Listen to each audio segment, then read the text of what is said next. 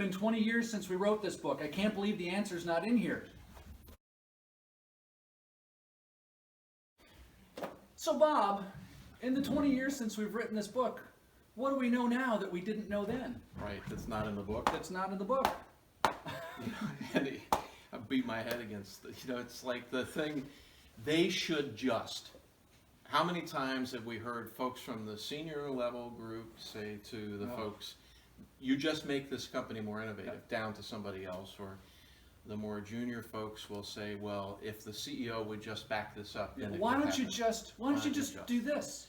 Yeah, and I think that if I was doing this again with you, we were adding to it or writing the next book, and it really is the next thing that I chose to write about was that complexity. Things are incredibly complex. I think you and I thought 30 years ago that if we just trained everybody in the company to be more creative, well, then the company would become more innovative. Seems simple enough. Yeah, and we did that, as did the whole field, and then something would fall apart. And you or I and others in our field, we'd say, okay, I see how that fell apart, so let's fix that part and teach people to be creative. And then it would fall apart. And they say, oh, why did they fall apart? Well, let's fix that part and teach people to be creative. And so it's a cascade. Yeah. It's just like one after the next, and it doesn't get to the larger issue because everything is interconnected. It's like a mobile, the thing hanging, and you move one part, a whole bunch of other parts you have to move to. And people don't do a very good job of accepting that complexity. And they get into dog fights when they want to try to change the way things are going on, and they blame storm, as you and I talked about in the book. And so if we could, and this I think is where you and I, having been at this for a long time now, need to take it, is we need to speak the truth that says if you want to make a difference in your organization, it's not going to be a short haul thing. You're not going to get it done with just a training initiative. You're not going to get it done with an executive, mandate that we turn ourselves more innovative, and you're going to have to change all kinds of systems. And you can, and it's to your benefit to do it, but there will be incredible institutional resistance to doing that because things get changed from HR to finance to sales to procedures to your branding. All those things, get impacted, and they should just. So you're saying it's not just about a big idea. It's not just the big idea that's going to transform everything and save the day. No, it's really not. It's about building an engine that can continually turn little ideas into big ideas and see the little idea that's inside of a big idea whose time has not yet come, but still that little idea is ready to go. And it's, it's hard work. If it was so disappointing. I know. If it was easy to do, everybody and their little brother would be doing it, and no one would be saying to us, hey, help us be more innovative. Right. It's like, and unfortunately, in the field of practice too, the truth is that the field of practice has its own changes that it needs to make.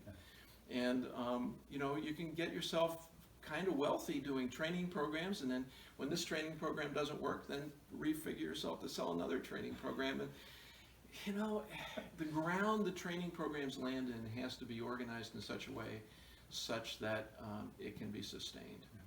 And remember the one time that somebody called us up and said, hey, we've trained a whole bunch of people in divergence tools and they're not working, and could you train us in some more? You took that call, right?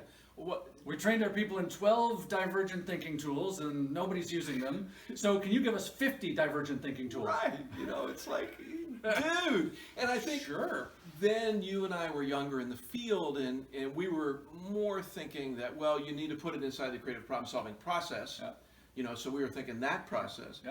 But now we've landed in a place where, even that's not enough. Right. And because the creative problem solving process dies out. I'm working with a client right now that says, well, we're a human-centered design process. We eat, live, and breathe it, and it's not working. It's not the process. They all can work. It's does it sit inside of an ecosystem that's mature enough to move beyond they should just. So the promise is, if you can move beyond that, if you can be willing to settle for the complexity and do the hard work, and we're talking a 3 to 5 year culture change initiative, not a training program, then what's going to happen is, one, you'll keep your people more because they're more fulfilled at work, they're making progress.